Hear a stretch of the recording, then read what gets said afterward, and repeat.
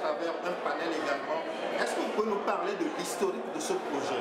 Voilà, l'historique de ce projet, déjà, ça date de 16 ans, quand j'ai suivi un documentaire où on parlait de coiffe et tout. Je me suis intéressée un peu par rapport à la coiffure, mais aller au-delà de ça, par rapport à l'identité. D'accord?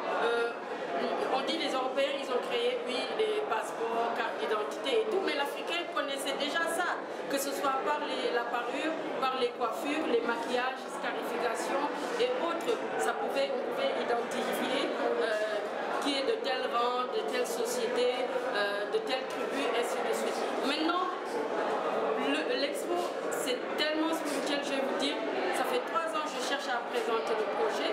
Chaque fois, j'ai que des embûches, des obstacles. Mais là, j'ai compris que les ancêtres avaient besoin de réunir les personnes qu'il faut. Et aussi, l'expo, à part l'identité par rapport à l'accessoire, les coiffures et tout, je parle de l'identité de l'être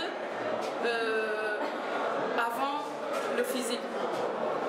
Parce que la spiritualité est avant le physique. Donc, on est des êtres, on est une création divine, on est venu faire une expérience terrestre, humaine. Mais au-delà de ça, on a notre esprit, notre âme. Il ne faut pas qu'on l'oublie. Maintenant, quand je dis spiritualité, chaque fois on te, comment on dit ça, on te forme, on te met des obstacles pour t'élever. Mais ce projet est aussi un message de pardon et de réconciliation.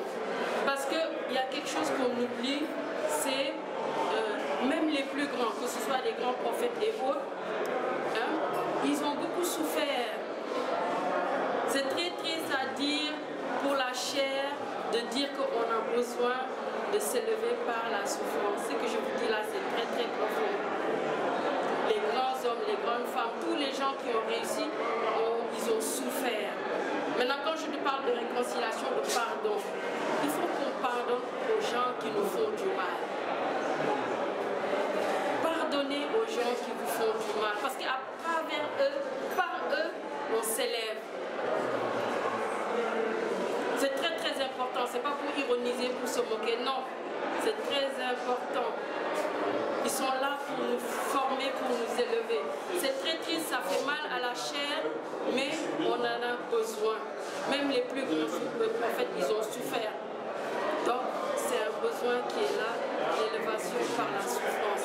Quand je dis pardonner, à part pardonner aussi, il faut demander pardon.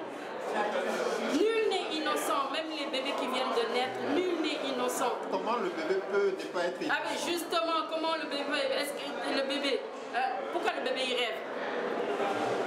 On voit le bébé qui vient de naître, il est là, il rêve, il pleure. Pourquoi il rêve, il pleure? C'est un bébé, mais ça ne veut pas dire qu'il n'a pas vécu. Hein? Le monde s'éveille, qu'on le veuille ou non, on est en 2025. 2025, c'est chiffre 9. Aujourd'hui, on est 9. Vous allez me dire le 7. On est le jour 7, mais le mardi, c'est 2. 2 et 7, c'est 9. Le monde va s'élever, va s'éveiller. La spiritualité. Et par rapport à l'expo, j'ai connu tellement d'embûches. J'ai pas de sponsor, ni de parrain, ni rien. J'ai que le ministère et la galerie. Je remercie notre ministre, Madame, c'est les émotions, j'oublie. Madame Hadidjen Gaye et comment on appelle ça, Madame Anne-Marie Faye. C'est eux, le ministère et M. Bakari, le secrétaire d'État, c'est eux l'expo là. Comme je dis, les ancêtres, ils ont réuni toutes les personnes qui devaient participer à l'expo. Les privés, personne n'a fait. On a écrit des lettres, on a sollicité, on a demandé, on n'a personne. Vous pensez que la thématique les repousse? Mais peut-être, je pense, parce que depuis 3 ans, les gens, je ne dirais pas qu'ils repoussent ou bien qu'ils ne veulent pas de ce projet, mais depuis 3 ans, j'ai connu des embûches. Je n'ai pas été présentée. Et quand j'ai rencontré Madame Faye, Anne-Marie, ça devait se faire histoire de 20 minutes, 30 minutes. J'ai fait 3 heures de temps dans son bureau. Et ce n'est pas la seule. Ainsi de de suite. Madame Awacher, qui est commissaire de l'Expo, c'est bizarre, depuis des années, je la côtoie dans le milieu de l'art. Je ne savais pas qu'on était parentes.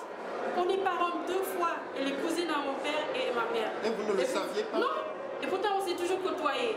Donc vous voyez, la spiritualité, comme on a dit, demandez, vous recevez, posez des questions, la réponse est là. On n'est pas seul, on a nos guides qui sont là, qui nous parlent. Là par exemple, vous me voyez avec mon éléphant, vous allez vous dire, mais qu'est-ce qu'elle a avec son truc? C'est pas un fétiche ni quoi que ce soit. J'ai travaillé, il y a les animaux totems. Je parle des animaux totems. Ce matin, quelqu'un m'a offert ça et pourtant il a depuis 4 ans un cadeau et maintenant il décide en venant me voir de m'offrir ça. Mais lui il ne sait pas pourquoi, mais moi je sais. Je sais. Cherchez, faites des recherches sur l'éléphant avec la trompe en l'air. Alors vous parlez, vous parlez de spiritualité, c'est la thématique de votre projet. Alors pensez-vous que l'Afrique est encore ancrée dans sa spiritualité étant donné le contact qu'on a eu avec l'extérieur, avec l'Occident? Voilà, justement, c'est là le problème. C'est là le problème. Je ne sais pas si c'est un message prophétique. On l'a dit, les premiers seront les derniers. On était les premiers. On était super puissants. Pourquoi on est à terre, à genoux, on mentit? L'Africain ne tendait pas la main.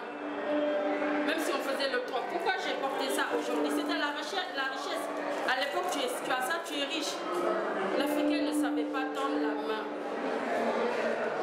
Mais on nous a enlevé l'essentiel.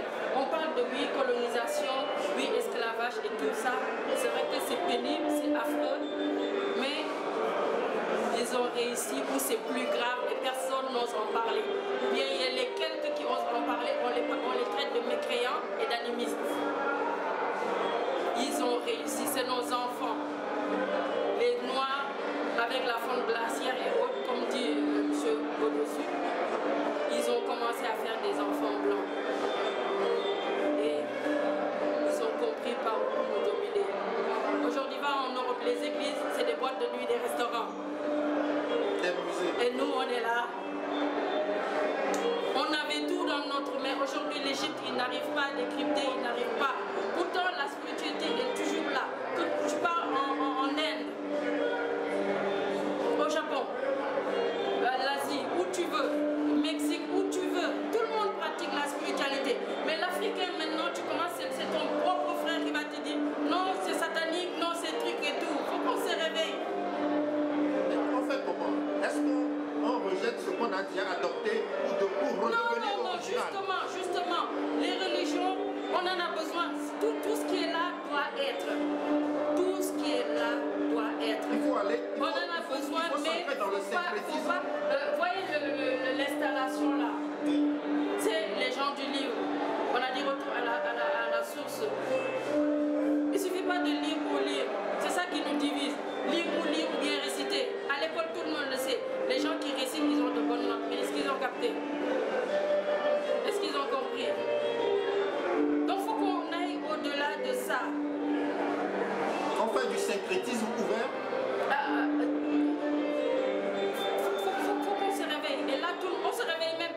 Parce que si vous regardez les réseaux, que ce soit hommes-femmes, même les jeunes filles et tout le monde. Mais le problème, c'est que avant, comme je dis, on avait l'initiation à la base. Maintenant, les gens vont s'initier sur l'Internet.